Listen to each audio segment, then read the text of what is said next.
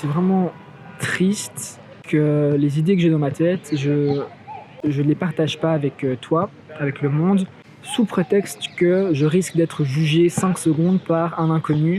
C'est très bizarre, je me sens pas mal jugé. J'ai croisé un type, j'étais pas très à l'aise. Par exemple, dire que sans diplôme, c'est pas possible de trouver un emploi, c'est une croyance. Hello les amis, j'espère que vous allez bien. C'est une vidéo très particulière parce que je suis complètement en dehors de ma zone de confort.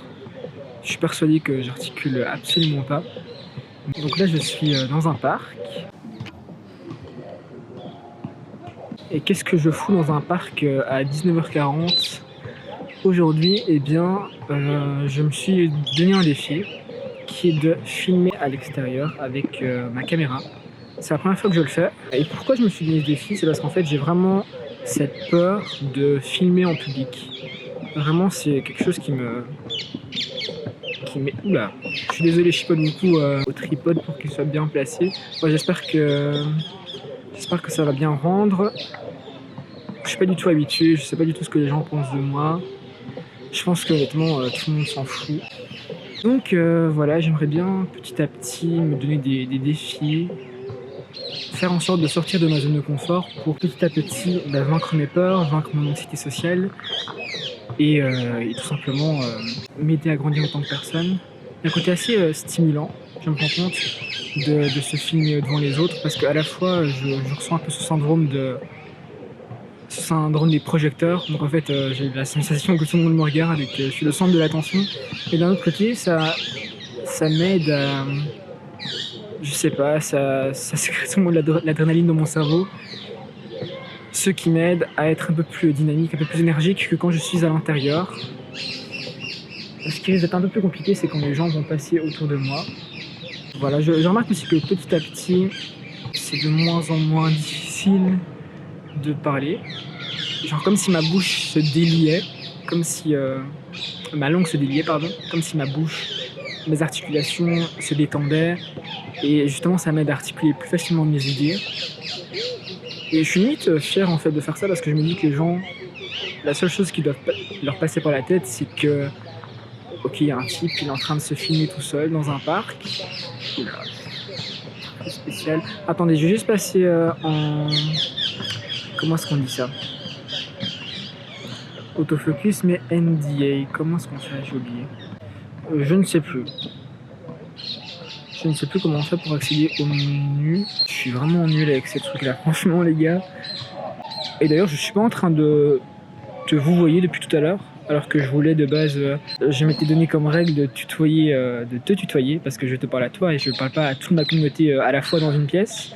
Mais j'y arrive pas. Attends juste, je ne sais pas parler et faire quelque chose en même temps. Mais enfin...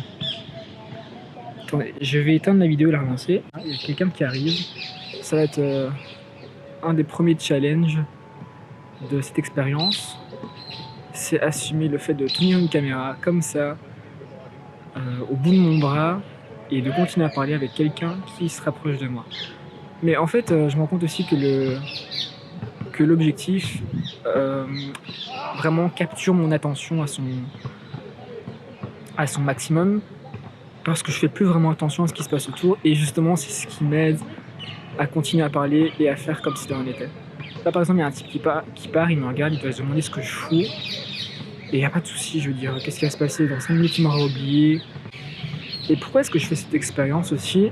C'est parce que je me rends compte qu'on a une forte tendance, en tout cas c'est mon cas, à croire que les autres sont constamment là en train de nous juger, alors que la plupart du temps, ils n'en ont rien à faire. Je dirais même tout le temps. En tout cas, moi, ça m'arrive d'analyser les autres, mais même quand c'est le cas, je les analyse pas avec l'intention de les juger. C'est plus par curiosité. Et pourtant, je me suis mis en tête que les autres étaient vraiment là pour me juger. Par exemple, là, mon regard, il s'aventure à droite à gauche. Et j'ai vu qu'un type me regardait. Automatiquement, je me suis dit qu'il était en train de me critiquer. D'ailleurs, je suis un petit peu en train de gueuler aussi. C'est peut-être pour ça qu'il me regarde. Donc voilà, je suis très embarrassé actuellement, mais c'est pas grave. Je vais pas mourir, justement, ça peut que me faire grandir en tant que personne. Bon, il faut quand même que cette vidéo ait un petit peu de sens, de plus-value. Donc je vais revenir à ce que je disais, qui était que on se raconte un peu l'histoire, que les autres nous critiquent, nous jugent, sont là pour nous rabaisser, alors qu'en fait, ben, pas tant que ça. Enfin, je me rends compte que là, je suis toujours en vie, je veux dire, on m'a regardé, on m'a observé peut-être quelques secondes, ce qui paraît déjà beaucoup quand tu fais de l'anxiété sociale. Mais je suis pas mort, personne n'est venu me dire ouais, pourquoi t'es en train de filmer, tu peux pas filmer, etc.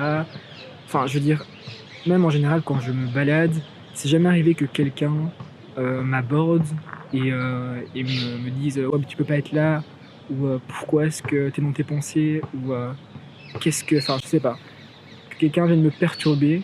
Et je pense que ça arrive vraiment très rarement. Je dis pas que c'est pas possible de rencontrer des expériences négatives en public, notamment quand on se filme, mais je pense pas que ce soit la norme. Je pense que la majorité des personnes qui vont passer autour de toi n'auront rien à faire en fait. Ils vont peut-être se demander ah, qu'est-ce qu'il est en train de dire ou qu'est-ce qu'il est en train de faire, mais sans plus. Je veux dire, la plupart des gens aussi savent que YouTube existe et que d'autres plateformes existent où des gens se filment et partagent leurs idées sur internet.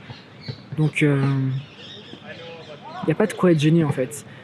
Je crois que c'est vraiment regrettable et c'est vraiment ce que je me répète à longueur de journée aussi.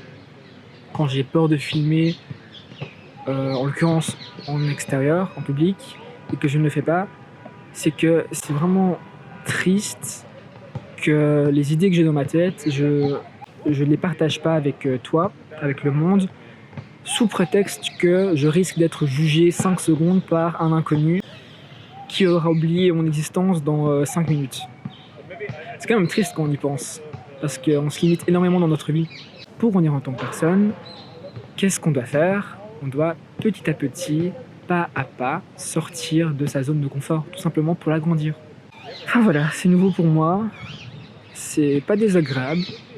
J'ai l'impression d'y prendre goût là après 5 minutes, mais par contre j'ai mal au bras. Je vais me faire un bras de Popeye là à force si je fais des vlogs régulièrement. Donc pour un petit peu pimenter les choses, je vais me mettre dans un endroit où il y a peut-être un peu plus d'exposition, où les gens risquent de m'entendre parler. Et voilà, ça a une manière d'un petit peu augmenter la difficulté de ce challenge. On se retrouve tout de suite. Hop, ouais, je suis toujours sur le banc, près du terrain de basket, dans le parc près de chez moi. Et je voulais juste rajouter que la luminosité est sublime. Là, on est sur un coucher de soleil. Je suis sur le point culminant du parc, donc j'ai vraiment une magnifique luminosité. Je crois que je vais vraiment tourner des vidéos plus souvent dans ce parc. Donc avant de se poser, comme je t'ai dit avant, dans un endroit un petit peu plus peuplé, je vais essayer de me déplacer en vloguant. Enfin en vloguant. De marcher en parlant. C'est vraiment nouveau pour moi, encore une fois. Je suis pas très à l'aise. Mais on va dire que c'est un moyen de m'améliorer. Donc là, on va chercher un petit endroit pour se poser sympa. J'espère que le focus se fait bien. Par là, je vois qu'il y a un peu d'espace. C'est très bizarre, je me sens pas mal jugé. J'ai croisé un type, j'étais pas très à l'aise. J'espère vraiment qu'on m'entend. Franchement, c'est ma crainte numéro 1, c'est que le contenu de cette vidéo soit pas mal et que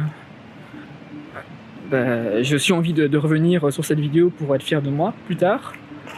Et que j'entends absolument rien ce que je raconte. Ah, peut-être tout là-haut.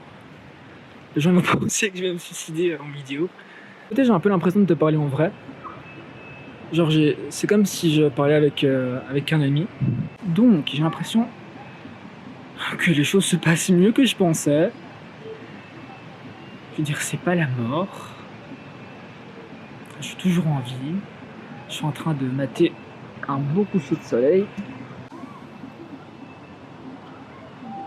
Ah, j'espère que je radote pas trop. Ça, c'est un petit peu le souci de faire des vidéos comme ça sans texte. Mais c'est un peu aussi ce qui fait que j'ai l'impression de parler à un pote. C'est que quand tu parles à un pote, franchement, entre nous, est-ce que t'es logique de A à Z? Est-ce que tu répètes pas 2-3 fois les mêmes choses? Surtout lorsque ton pote comprend pas trop ce que t'as dit, quoi.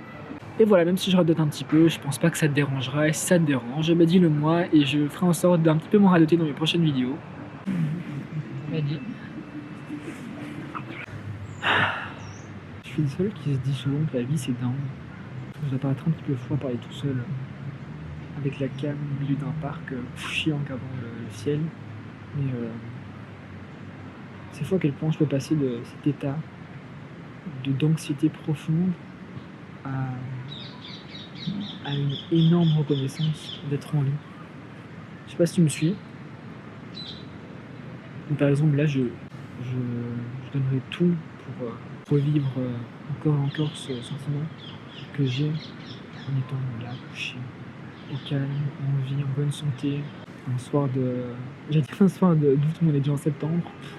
Et je sais pas, juste de pouvoir respirer et d'être entouré de nature. Je trouve ça vraiment apaisant. Et c'est dans ces moments que tu te dis, mais putain, la vie c'est bien. En fait, c'est pas juste l'anxiété, c'est pas juste les problèmes, c'est pas juste les peurs, c'est plein d'autres choses aussi. Et même si ça je le savais, et je pense qu'on le sait tous au fond, ben, on fait souvent le choix de céder à la peur, ou alors de voir le verre à moitié vide, pardon. C'est-à-dire se concentrer sur tout ce qu'il y a de négatif, tout ce qui nous arrive de mauvais, de chiant, tout ce qui fait que la vie c'est de la merde parfois, et pas sur toutes ces choses extraordinaires, même la banalité des choses banales qu'il y a autour de nous qui sont extraordinaires.